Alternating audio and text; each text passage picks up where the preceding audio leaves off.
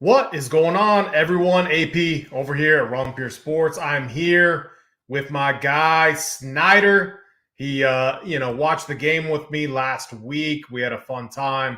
I mean, Snyder, like that game, both of those games, but honestly, the Chiefs game, definitely, one of the best that I think both of us have probably seen. Maybe me so more since I'm a little bit biased, but yeah, man. What are your thoughts heading into championship weekend?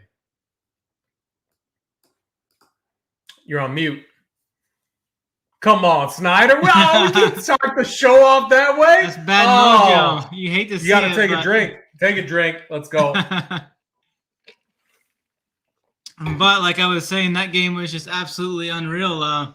The way those last 2 minutes went down, it was just back and forth nuts. I kind of compared that to like the Texas USC game from years back in that national title game. I mean, that was just an awesome game, and I think these two games are going to be really good too. I more so think the 49ers game is going to be more close. I do think the Chiefs are going to get some revenge on the Bengals here. I think the Chiefs are going to win. I don't know if they're going to cover, but I think they're going to win pretty easy. I mean, I don't think they're going to be too much of a sweat here for them. Yeah, I tend to agree, but obviously a little bit biased. But when it comes to making money, I try my best to put any and all bias aside. So yeah, let's go. Let's go game by game. We got two games, so we're not going to be here too long tonight. I can't imagine, but let's keep like a milli maker format in mind. Like I'm looking at that $20 milli on DraftKings. I'm going to put a bunch of lineups into that using SaberSim optimizer, and no matter like how I look at this slate, I'm coming to two conclusions. One is ownership is going to be, heavy in this first game. And then two, I do think Cooper Kupp is going to be the highest owned play in the late game. So, I mean, that's, we all know that. Like, it's no surprise. But Snyder, give me your, like, how are you attacking this first game? Bengals, Chiefs. Bengals are dogs here by a touchdown. Yeah, this is kind of an interesting situation as we don't have like any like one clear play on either of these games. I don't think. I think a lot of these, especially the receivers, I think we're going to see 4 or 5 of these receivers all come in that 40 to even up to 60% range. I think Kupp could maybe approach 60%, but I think like Hill, Chase, Higgins, Samuel, even I think they're all going to be like centered right around that 40 to 50% ownership range, which is going to be interesting here for. I mean, you're just gonna have to go with your basic intuition here, which leans you have the most. I actually kind of like Travis Kelce a lot more than Tyreek Hill in this game, so I'm gonna be a lot more overweight on overweight on Kelce versus Hill. I think Kelce's got a really good matchup here. Did pretty well against him. Found the end zone last time they played. He's been finding the box. I think it's 5 straight games Kelce's found the box, so I expect him to just exploit these linebackers too. I don't think the linebackers are that good, and they're going to get pummeled here, I think, by Kelce. That's where I'm kind of leaning on first thoughts in this game. I kind of like Pringle again. I was on him last week. He did pretty well. He's like the last 3 games, he's been seeing 7, 7, 8 targets. He's kind of the predominant number 2 in this offense now, and I think he's going to be kind of left out maybe in that pretty low range, like 20%, which isn't that that highly owned for this slate, but that's kind of where I'm leaning on first thoughts. What's your take? And then I'll have something coming back probably. Yeah, I mean, so like how I looked at this today is like, what are the knowns? Because we have Joe Burrow, Patrick Mahomes, Jimmy G, Matt Stafford. Mahomes with among these 4 overwhelming, the most experience here in the playoffs. 10 games. He's averaged with the Chiefs 33 points, putting up 33 points in the playoffs. He's averaged, when it comes to DK and fantasy-wise, 29 DK points while in the playoffs, and that includes Super Bowls with the lone game. Obviously, last year's Super Bowl held to just 12 fantasy points. And then, the decision between Tyreek Hill and Travis Kelce Kelsey has actually been the guy who's averaged far more fantasy points in the playoffs in Super Bowl relative to Hill. He's averaging 24.5. Tyreek Hill averaging right there at 20. But what I look at is, man, the floor and ceiling is high on this trio. And when you look at pricing, you're able to fit those three in Cooper Kupp. You got to punt with like Juwan Jennings or one of these punt plays, or a CJ Uzoma, tight end. Obviously, he's getting worked in more, but so a double tight end build. But you are able to make those builds work, and they look, pretty good. And so I'm gonna have a few of those. But when it comes to Kansas City, so my other debate is at the quarterback position. So I had a few things. So like quarterback, I want to get all in on one guy. And we all know who that's going to be. Defense, I want to get probably all in on maybe one, maybe I don't want any more than two defenses. So, and I might just lock one in, and I have my reasons, for doing so. But like, I don't want to play the Rams because Jimmy G and the 49ers, they don't throw the ball very much. I want to play the Chiefs because they're going to be forcing Burrow to throw it all over. So I think there's a greater chance of turnovers there. Obviously, if they pressure them and get them to throw a pick, increase the odds for a pick six. And so I just want to make a few different locks. And so I'm pretty convinced I'm just going to lock in Mahomes, and I'm pretty convinced I'm going to lock in the Chiefs defense. And my reason, so like when you look at these four quarterbacks, what's crazy is even though he shouldn't get any ownership, he's going to Jimmy G. He's going to get some ownership. And so just like I just see very few scenarios where Jimmy G is anywhere near the optimal at all. And then it's, so the decision is between Burrow, Mahomes, Stafford. And then I honestly think the decision is just between Burrow and Mahomes. And, you're fine going either Burrow or Mahomes, but I think you should almost like lock into one of them in that Millie Maker format because you want to get overweight on one of these guys. I'm going with Mahomes. What we've seen in the playoffs is his rushing upside increases greatly. So we saw a lot last week with obviously with them running two safeties up high, the middle of the field was wide open. And on those third down situations, Mahomes did not hesitate to run at all if the field was wide open. So, like early in the first quarter, if the Chiefs do that, the Bengals are going to be already like thinking, they're going to have to make some adjustments there or else he's going to get those yards, much like he did last week. So there's just so much that Kansas City can do. And I think Mahomes actually has far more rushing upside, obviously, than Burrow. And then I just, I'm locked in on, I'm not like, man, the running backs here are what's really tripping me up because we could possibly get Darrell Williams back this week. Jerick McKinnon has looked phenomenal.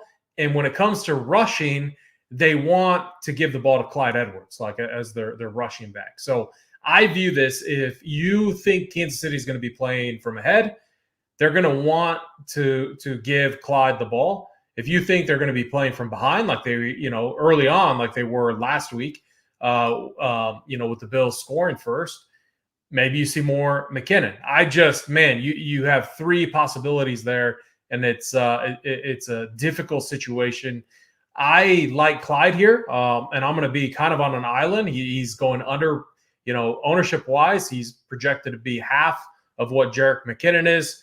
But I am playing on the script that Kansas City is going to get an early lead. I think they're going to go up by maybe 2 scores early, and they're just going to put it to the Bengals here. And so I want Clyde in there with my Mahomes, Tyreek, potentially Kelsey type stacks, maybe one or the other. But that's where I'm leading right now. And then, Snyder, I'm going to kick it back to you here real quick. But here's the other thing is like, okay, if you're in the camp that like the Chiefs roll here, what do we do with the Bengals? Do we underproject them? I don't think so because Burrow is going to be like, let's just say the Chiefs go up, 14-0. Like now the Bengals are going to be forced to throw all game long. So like even in the scenarios where like a Chiefs onslaught wins, I still think guys like T. Higgins, Tyler Boyd, or Jamar Chase potentially get their CJ Uzoma. So I am very high, like everyone else, on full stacking this game.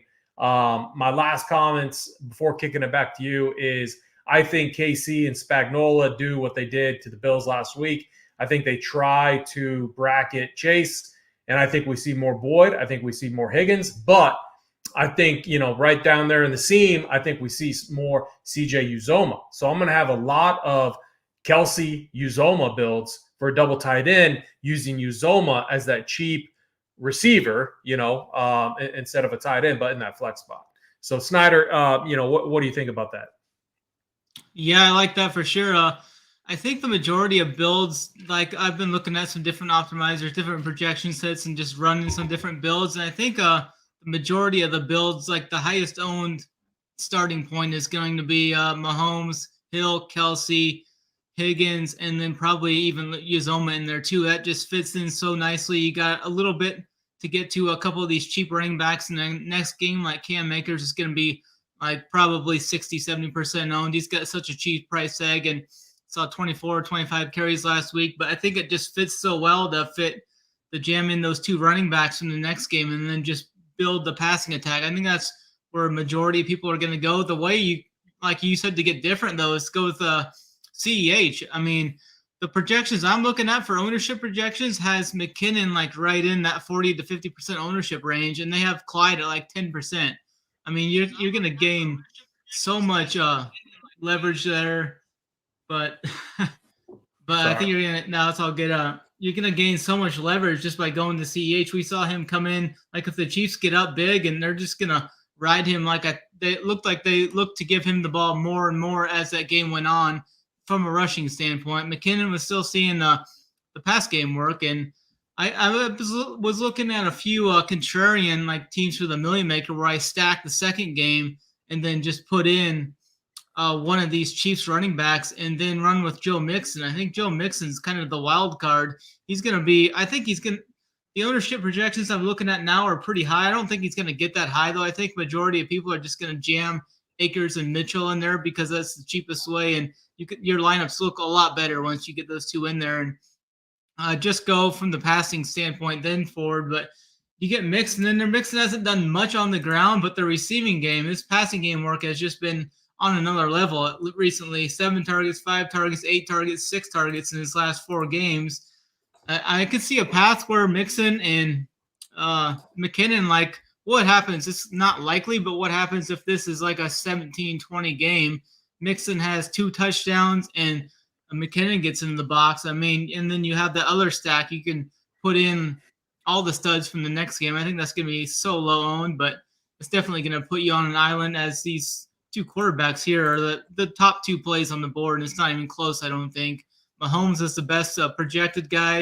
I think he's just in an absolute elite smash spot here. I want to get a lot of different Mahomes builds. So the thing I'm thinking I'm going to do is just plugging in Pringle over Hill to kind of get a little bit different because I really like Kelsey.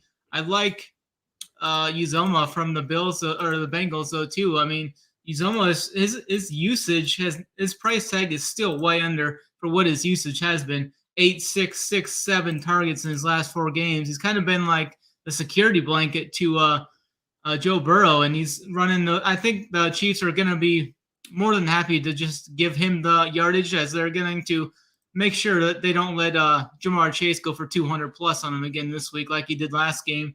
He averaged over 24 yards, I think, a catch in the last time Chase played these guys. So I expect the defense to have a much different priority in how they guard him. I actually think T. Higgins is in a really good spot here too, coming off that 9 target, 7 catch, 96-yard game last week. 5,700 is a really good price tag. We've seen him like blow up for 30 to 40 points throughout the season a few times. So Higgins is my preferred run back in my Kansas City Chiefs stacks with Uzoma. I like the Chiefs' defensive call there. I think they're going to get home on Burrow quite often. I don't think they're going to get 9 sacks this game, but I think they could easily get 4, 5, 6 sacks in this game. So, and I don't think many people are going to be playing the Chiefs' defense as I think it's going to be maybe the Chiefs up there, but I think the other two defenses from this next game with the 8-point lower total, they're going to see quite a bit of ownership. It's pretty easy to get the 49ers defense in there. They got a good price tag, only 200 less, but I'm seeing those three defenses being the main deal. I mean, if you're going to play like a million maker, like a crazy script, I mean, you could put the Bengals in their defense. We've seen Mahomes make some mistakes and turn the ball over. Wouldn't surprise me if he threw a pick six or something like he did against Pittsburgh. But what else are you thinking here? Pretty much the same lines, or? Yeah, you made a good point. Like thinking about scripts, and when it comes to 2-game slate, even a showdown slate, building game scripts and how you see the different games flowing is very important. Like one that comes to mind, like what's very contrarian in DFS, formats. But like, let's just say the Chiefs win, like I think they're going to by 10 points or something. But the Bengals are competitive. Like, what's a few scenarios where maybe we're still playing Pat Mahomes, like the defense, Travis Kelce, but what we're doing is we're running it back with Joe Mixon, maybe T. Higgins or Boyd and Uzoma. Maybe we get a defensive pick six. Maybe Mahomes runs one in. Maybe he's just locked in on Kelce since, the Bengals, their weak spot is right there, against tight ends.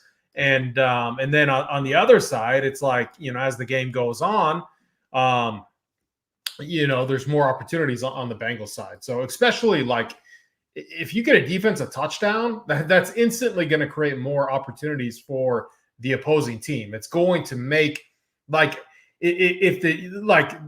you should want to play the Bengals more if you think there's an opportunity for like a defensive touchdown on the other side. Or you if the game not to cut you off, but you remember that Pittsburgh game where the Chiefs just blew them out, but the Steelers still were the number one defense on the slate just based off that pick six? That is why so before, today I was talking to Hoop and, a few others, and I'm like, I think, if the Chiefs roll here, cover, like, man, we got to, stack up the late game. But the more I ran scenarios and the more I ran, different like situations that happen, I don't think the Chiefs are going to try to like do what they tried to do last time against the Bengals, which is, run out the clock. I think they're just going to score and try to get up big. And I don't think that they're going to be able to necessarily stop Joe Burrow and Chase, Higgins, Boyd, and just this bank. Like the only way I think they stop them is if they if they do what Tennessee did last week, if they don't rush Burrow, like the Chiefs don't need to. Like you have enough on the defensive line there to get like sacks on him while covering everyone. If Spagnuolo just blitzes them like he did last time, and I think he's going to this time because that's what he loves to do, and he can't help himself. Which shout out to JSU. He was talking about that on the Wood Show or the Print Factory. We're gonna get passes to. So like here's what I see happening, and I do think this is like the important game. Like Chase, if you get you can always play Chase. He's always capable of breaking one off. But I do think they're going to bracket him. So like going through the progressions, I think Joe Burrow is going to look at Mixon often. So if Casey's bringing the blitz, I think it's going to be, quick passes to Mixon. I think T. Higgins over the middle or Tyler Boyd as an outlet or Uzoma, right there in the seam is kind of where I see. And I think if they take away Chase, that's where you're going to see. The other big thing, for the Chiefs, it looks like Matthew is going to play full participant in practice. I think he just has to clear the outside, concussion protocol. So Chiefs D is coming in fully healthy. And it looks like, the Bengals side, it looks healthy as well. So, man, I think, it's one cool thing, if you're a Sabre member too, with Rumpier Sports, go in there and there's a tab that you can instead of manually adjusting the projections yourself, you can say, I think the Bengals are going to score maybe 27. I think the Chiefs are going to score, 34, or flip flop it, and it will automatically adjust the projections.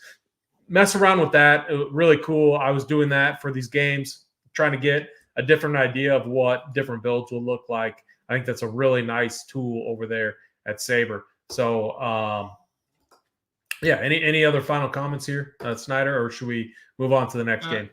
A little bit, yeah. I do actually like using that Saber Sim option there, like especially for like showdowns and stuff. I'll go in there and put in what I think the outcome of the game's going to go, and then I really like how it just automatically aggregates the projections towards your final score, what your prediction is. I keep staring at this one starting lineup build off of this. I think it's just going to be so chalky, and I'm trying to find some pivots around it.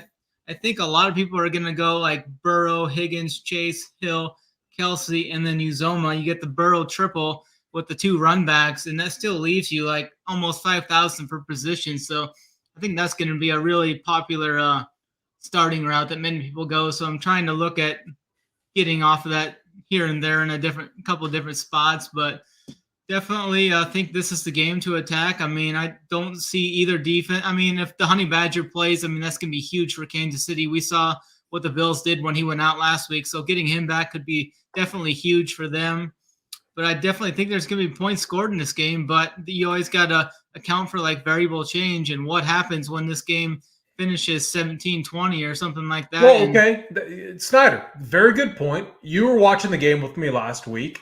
Take away the last 2 minutes. Okay, take away 3 minutes. Let's take away the last minute and a half of the first half, and let's take away the last 2 minutes of the game. How many points are taken off the board? Me and you were talking. We're like, oh, we wish we could live bet because we're going to pound the overs because we saw how fast the game got in those last 2 minutes. So there are scenarios where the game could really slow down. My problem is I just don't see that happening with Joe Burrow and Patrick Mahomes and Chase. Like, I mean, the more I think, like, I took away my fades list on my my sheet. You know, people use that because I just this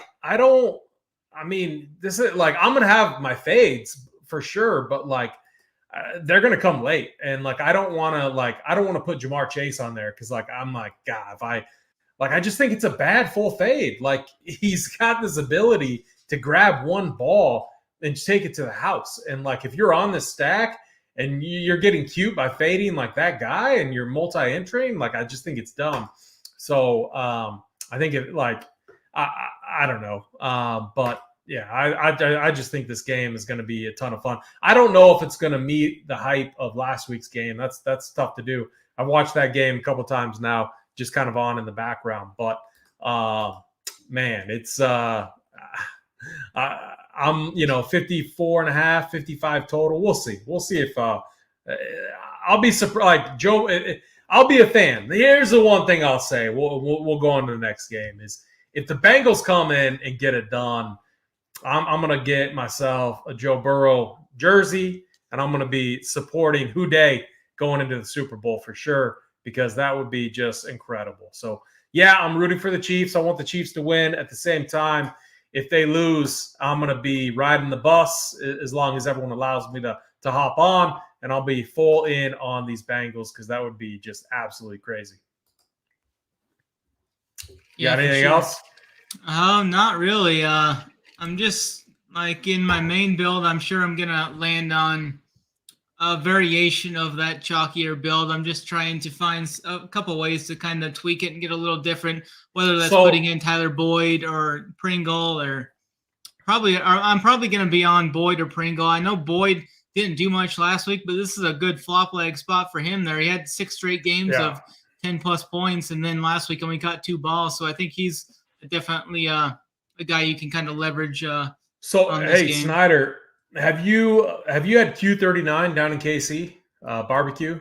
It's like, no, I've heard about phenomenal. it. Yeah. So my wife, daughter, they're down in KC right now at a little dance competition, and they're just my buddy that's down there too was telling me they're all picking up Q39, and they saw Kelsey picking it up too. So good sign.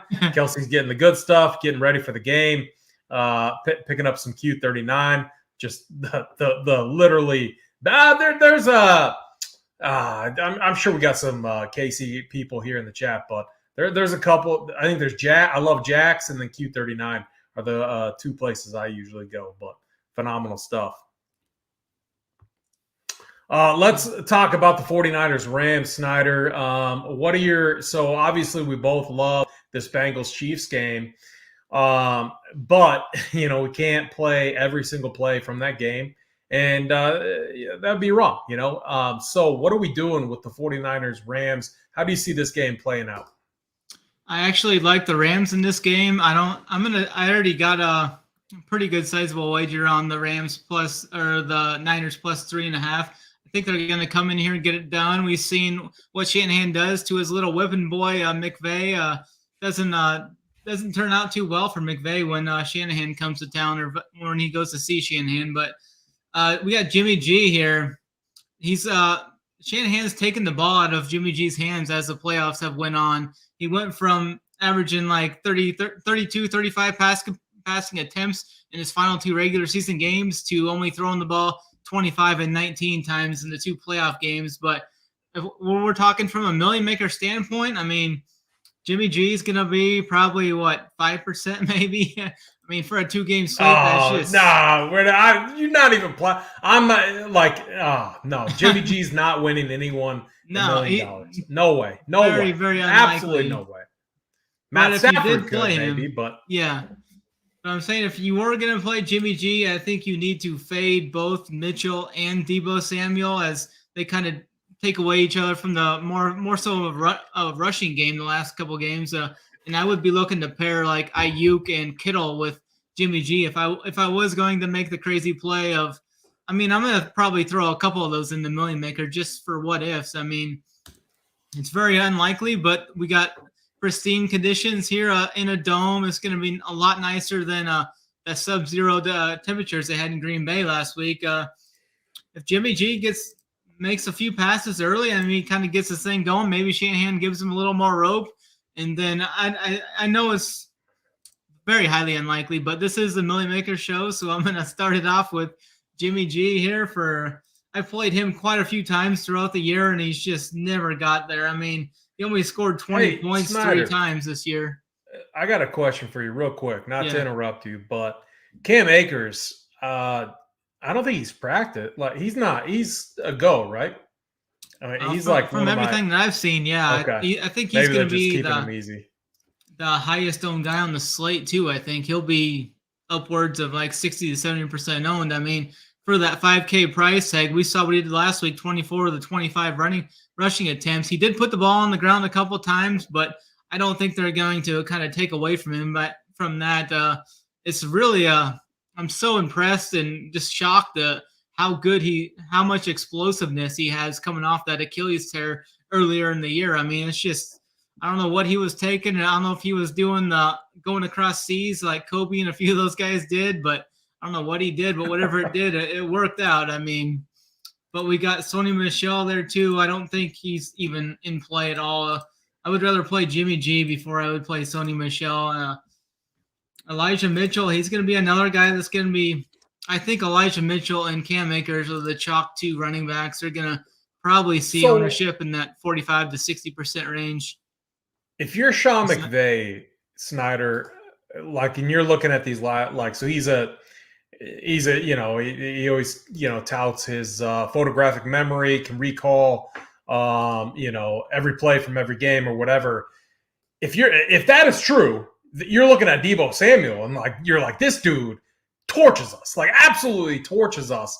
I mean, he put up he went rushed 45 yards, a touchdown, had four receptions, 95 yards, and a touchdown, I believe, through the air.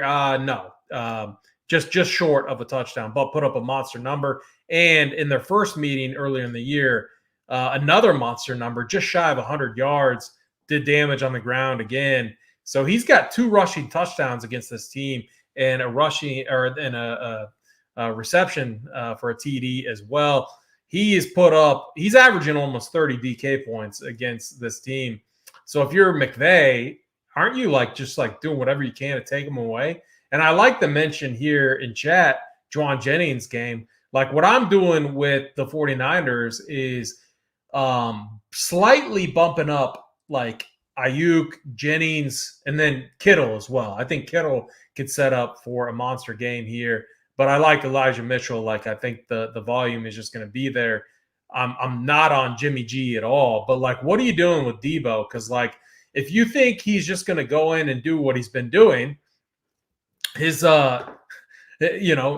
right there with Tyreek Hill. Arguably, maybe a little better. But so what do you think that they're going to do against Samuel? Do you think McVay is going to do something to like take him out of this game, or how do you see that playing out?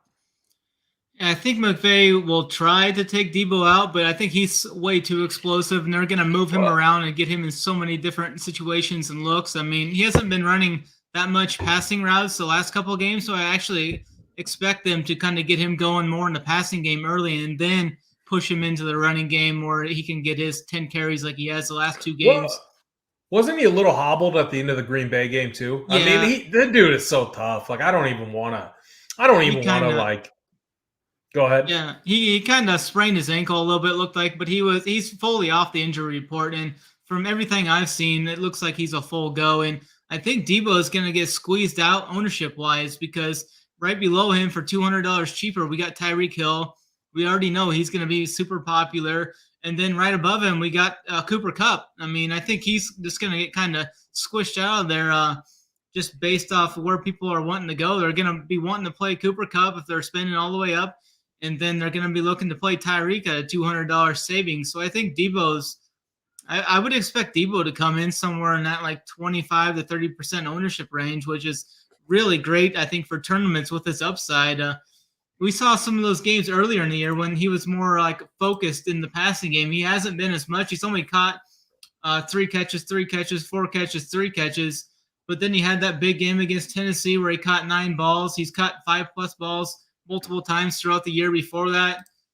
And I think Shanahan's going to have all his chips on the table here. And I think he's going to be looking to get Debo the ball any and every way he can. But, there's some other options, too, I want to hit on later in this game, too. But what are you seeing with Debo then? Yeah, I think their schemes are just so crazy that they're going to be – if they want to get him the ball, they're going to be able to get him the ball either on the ground or through the air.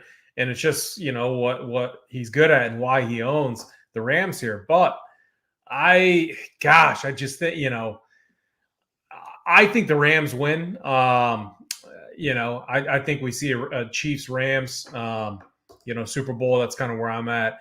And it's mainly just because, I could definitely be wrong. But if he beats McVay again, that is just – and, shout out to our boy Big T. He's on the 49ers. And I don't feel good about the Rams, but I do think that they get it done.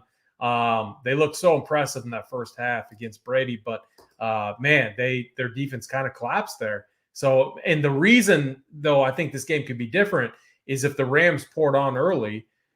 I don't trust Jimmy G in being able to do what Brady did last week. So I think the key for the Rams to win is to be aggressive early, and if they do that, that means a lot of I think it brings almost like a Van Jefferson who.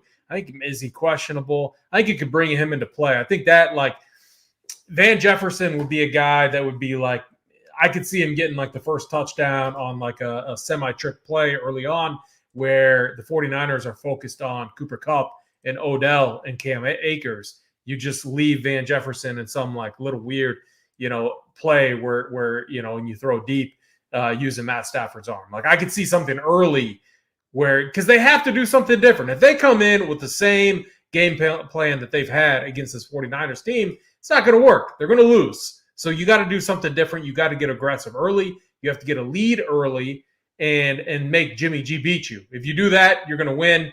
If you allow this to be a game that's just grinded out and the game that we think's going to play out, I think the 49ers win. So that's how I see this going. Hopefully they get aggressive early. Get a lead, lean on Cam Akers, his explosiveness. That's why I do like Cooper Kupp because his floor is just so insanely good. But I also like Van Jefferson, assuming he's in. I think they could get him going. I like Tyler Higbee in this matchup. I'm going to have a lot of. So there's another question in chat earlier. It was like I think it was 4 wide receiver, 3 running back, or 2 tight end builds. I'm gonna have a lot of 2 tight end builds. I'm gonna have a lot of Kelsey. Like, look at this. Like, these tight ends are all being used now. Uzoma, he's like, as we said in the earlier game, he's been used like better than any of these punt receivers. Like, better than, like, I feel more confident like in Uzoma than even Pringle. And I'm a Pringle guy. Like, I just think Kittle, Higbee, Kelsey, Uzoma are all phenomenal plays, and you could use some of them. The cheaper guys instead of using like a punt receiver. So that's where I'm using Higbee and Uzoma, pairing them with Kelsey, Kittle. I'm gonna have a lot of two tight end builds, and right, wrong, or indifferent. That's just where I'm ended up. So yeah, Snyder. Like, I think this game, I want the Rams to win. I want them to be aggressive early. I think we're gonna see maybe some maybe a deep. A few deep looks to Van Jefferson early, and that's my Millie maker take. Everyone's on Cooper Kupp, Odell, rightfully so. My Millie maker take is a deep bomb to Van Jefferson, Higbee. I like Juwan Jennings on the other side. Part of it is just George Kittle as well, and that's kind of how I'm running it. I'm hoping that we get all the points in the first game, and I'm hoping one of these value pieces go ham in the second game. Yeah, for sure. I hope you're just not that guy at the roulette table seeing the black come up all up and be like, "Oh, Reds do this time," like that scenario. But I'm a little bit like that. It's a sound strategy, Snyder. What are you talking about? I'm usually the guy there hitting the black. No, I know. Right on. But yeah, this is definitely, I think the Rams need to come out early and just hit them. What the 49ers are going to be looking to do, they're going to be looking to get a slow, sloppy game kind of into the fourth quarter where they're within 3 to 7 points, and then they can use Shanahan to outcoach them there at the end of the game, kind of like they did with the Packers. I mean, they got really lucky with that blocked field goal, but Shanahan wasn't backing down to LaFleur at all in that game. George Kittle is the guy I'm having a hard time deciding what I'm going to do with. I mean, the talent level of him is just absolutely elite. He's one of the top 3 best tight ends from a talent standpoint in the league. $5,000 is just a criminally low price tag for him, but the floor of his is equally as criminally low. But I think he's the guy that could win someone $1 million this week. We saw a couple games. He had back-to-back games there toward the middle to the late season where he had 13 catches and 9 catches. I think if they get into a battle here where the Chiefs or Rams come out strong early and the 49ers are forced to throw, I think Kittle could have a monster game here if they're going to make Jimmy G throw the ball 30, 35 times. I think Kittle's going to be the main beneficiary of that, and we could see another game where Kittle goes 9 for 130 and 2 touchdowns or something, and he's definitely printing someone $1 million at that point, because I think he's going to come in maybe like he's going to be like the 4th, maybe 3rd, 4th highest owned tight end. I think people are going to play the 2 cheap guys with Uzoma and Higbee, and then Travis Kelce is he's going to be the spend up option people go to, and Kittle's kind of going to get squeezed, I think. But what do you got? Don't you think the difference between cash and like your GPPs this week is like very similar? Like, I think it is the difference between like stacking up the Bengals but running like Mahomes as your quarterback, banking on like Mahomes outscored he was the top scoring quarterback last week by what, 2 or 3 points over Josh Allen. Yeah, I mean, it was like these 2 game slates come down to those like inches, man. It's crazy. So like, I think like Tyreek Hill, like if I'm not a cash player, but if I was playing cash, I would have my 2 locks for sure would be Patrick, or 3 locks. I'll say Patrick Mahomes, Travis Kelce, and Cooper Kupp, right?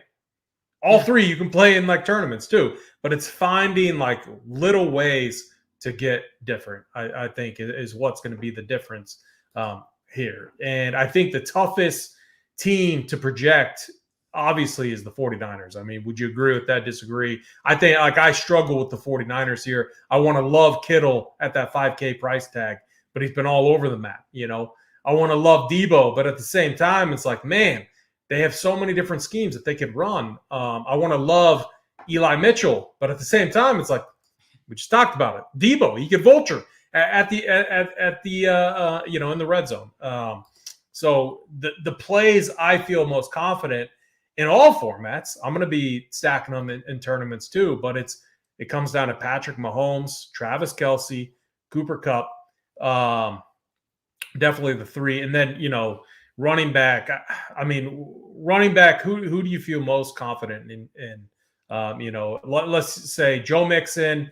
Let's use two of the Chiefs, Clyde and Jerick McKinnon, Eli Mitchell, and Cam Akers. So, rank them as far as confidence go, as far as, fantasy relevance for this week.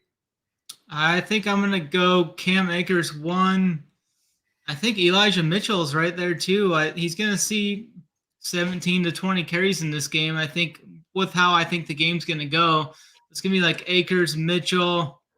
And then I'm kind of torn between Mixon and I think McKinnon, Mixon, Edwards-Helaire. Edwards-Helaire is the best GPP tournament play just based off his ownership and projected upside if the Chiefs get up big in this game, which they're favored by 7.5 points. So it's easy to believe that happens, but I think Cam Akers is just way too underpriced for here. They're going to be looking to get him the ball in a lot of different ways, I think. But I have a question for you, though. Go ahead. A lot of people, I've heard some talk about Elijah Mitchell and Deebo Samuel. Can you play them together? People say they take away from each other, but in the last few games, they've done all right. I mean, Elijah Mitchell's seeing 17 to 20 carries in every game he's played over the last 3 months or whatever. I know he's been injured a couple of times, but he's been seeing the volume. I mean, Shanahan loves him. He's his horse. Last week in the bad conditions, I'm just willing to kind of scrap that game from last week, the Green Bay game. I'm willing to scrap that game as a whole just based off the playing conditions and everything like that. But what's your opinion on that, the Mitchell and Samuel? My opinion is when it comes down to a 2-game NBA or NFL slate, watching NBA, actually watching golf.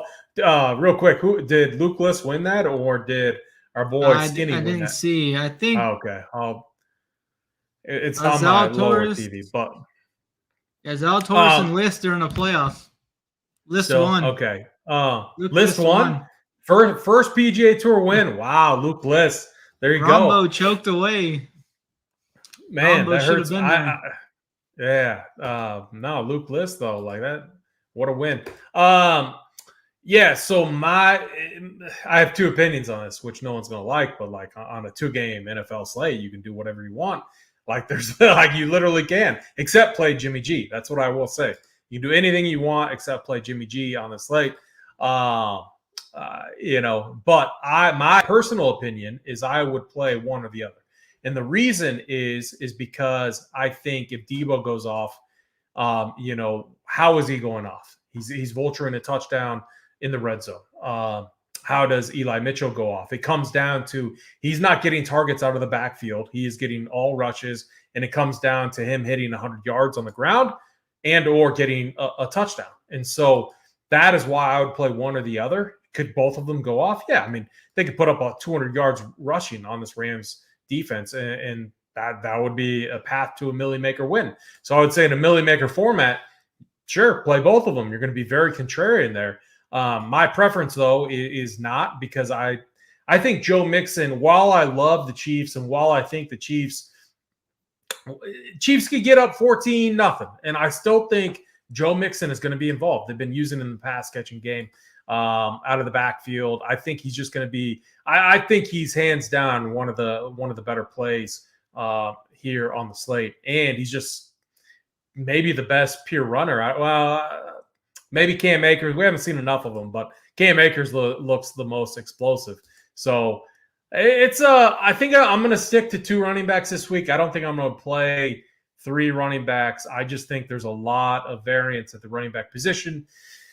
especially, when you factor in the Chiefs scenario. I think another question that you could ask is, can you play Clyde and McKinnon, together? That would be very contrarian. And Yeah. I mean, you can do anything you want in the Millie Maker. But when it comes down to like build scripts, yeah, I think you can ways to get different is like if sometimes these quarterbacks will lock in on a guy like we saw last week with Gabe Davis, 4 touchdowns. We saw it in the same matchup where Burrow was locked in on Chase, and Chase just went nuts. So I'm I would limit. I mean, I don't know. This is where it gets a little tough, but like Burrow to Higgins plus one more. Like I think I'm going to limit Burrow to maybe 2 receivers and not 3 in any of my stacks. I could see, I don't want to be over stacked if that makes sense. I think I have a little more conviction on Brandon Ayuk than the field does. I know he didn't catch a pass last week, only saw 1 target, but kind of like I said, I'm willing to kind of just scrap that game. But the 4 games before that, he had 10 plus points in all those games, 6 or more targets. I think he's going to be involved in this game. I think the majority of the people are going to slide all the way down to Jennings. They're not going to stop at Ayuk there. They're either going to go down to like a Van Jefferson or Juwan Jennings once they get into that cheapy range, because Odell Beckham's right there too. He's $100 more than Brandon Ayuk.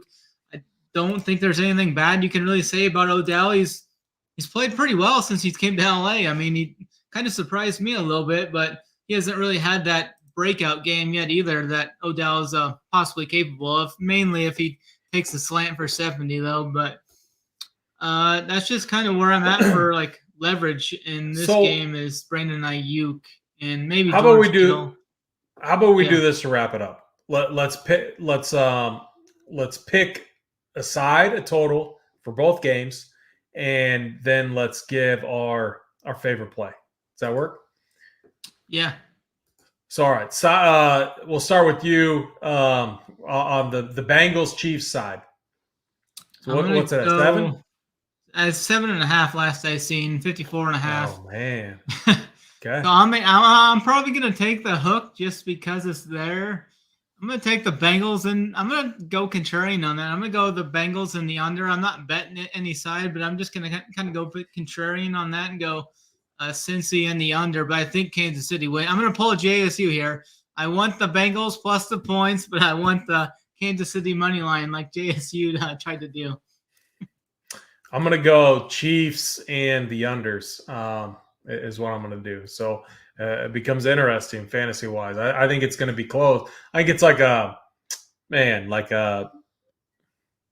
30 to like 21. I mean, real close. 24. That'd be my score. All right. So this next game, I do not feel confident, betting wise. So I'm going to say Rams. And I'm gonna get contrarian again. I'm gonna say overs in this game. Where are you at in the later game? Yeah, I'm with the 49ers. I've already taken the 49ers, so I'm gonna take 49ers plus 3.5. And I think I'm gonna take the over as well. I think this can get over that 47 or whatever the point total is at the time. I think we could see like something like 28 to 24 type game or something here. So pretty easily. That's what I'm talking about. Like if you're a Sabre member, go in there, adjust. Like, so what I did is I adjusted the totals in there, for a cheat. So like 30 to like 21 in that first game. And then I bumped up the 49ers Rams so that it would go over, but so that it would be a closer game. And then what I did is I then adjusted the guys I liked. So Kelsey, definitely someone I like. Mahomes, I just put the lock by him. So then what I'm doing is I'm getting these scripts where it's locking in Mahomes, but I'm getting some decent exposure to the later games. I think for me in tournaments in the Millie Maker, that's how I'm going to get a little bit different. And I kind of like it. I mean, it's a 2-game slate. It's a Millie Maker. I mean, you got to get different somehow. And that's kind of how I'm doing it. Yeah. Do you want to your favorite overall play for the game or Yeah, for the slate tomorrow? Yeah, my favorite overall play as a whole is going to be Travis Kelce. I think he's going to have a smash game. I mean, I don't want to overthink this tight end position. I just want to lock in the best guy. I think Kelce has the best matchup on the board for either game, too. I think he's going to torch these Cincy linebackers, and him and Mahomes have that great connection. So I'm going to go with Travis Kelce. Yeah, before I give mine, let me just confirm one thing real quick so I don't look like an absolute donkey. Okay, yeah. I'm gonna say, and this is out there, but yeah, I'm gonna say Van Jefferson catches one deep early in the first quarter, and I don't know if you have the first touchdown, props, but I like Van Jefferson to snag the first touchdown in that game with the Rams. So that's going to be my very contrarian take. Obviously, if I could have, picked my favorite play, would have been Patrick Mahomes, Tyreek Hill, Travis Kelce, and all of the Chiefs players, but that's not how we're doing it here today. So yeah, any final thoughts, Snyder, or should we get out of here? Just looking forward to this last kind of big slate we have here. 2-game slate, pretty good price pools over there on DraftKings and FanDuel. But I think both these games are just going to be excellent games. I don't know if they're going to live up to the hype like we saw last week, but hopefully they try their hardest. Can't wait for these 2 games. I'll be rooting for the Chiefs to win and the 49ers to win. Cool. Yeah, I agree. Very good. Yeah, if that's it, let's get out of here, Snyder. Good luck to everyone, and cheers if you are having a drink.